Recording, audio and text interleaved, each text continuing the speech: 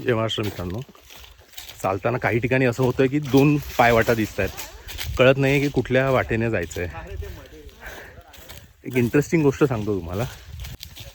त्या दोन पायवाटांपैकी ज्या साईडला जास्त माणसांनी केलेला कचरा आहे, म्हणजे पाण्याच्या बाटल्या, प्लास्टिकचे रॅपर्स, चिप्सची पाकिटं, हे ज्या साईडला दिसतं ना, आम्ही त्या साईडला जातो आहे.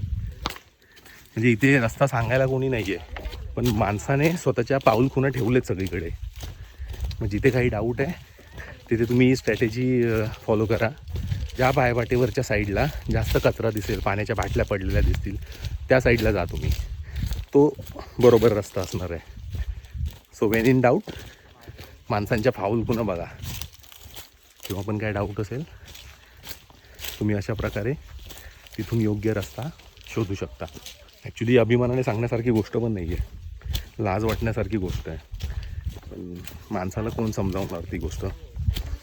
जिथे जाईल तिथे कचरा करून ठेवेल. इतकं भारी जंगल आहे, तुम्ही आजूबाजूला बघू शकता. हिरवंगार, दाट, घनदाट. आणि तिथे ठिकाणी काय आहे, प्लास्टिकच्या पिशव्या पडलेत, पाण्याच्या बाटल्या पडले. अरे जे घेऊन याल ते घेऊन जा ना, खाली बेस्ट विलेजपर्यंत तरी घेऊन जा.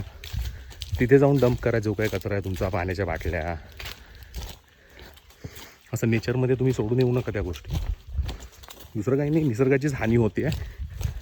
आणि निसर्गाची हानी म्हणजे मनुष्य प्राण्याची हानी, मनुष्य जातीची, मी तर म्हणेन अखंड मनुष्य जातीची हानी आहे ती.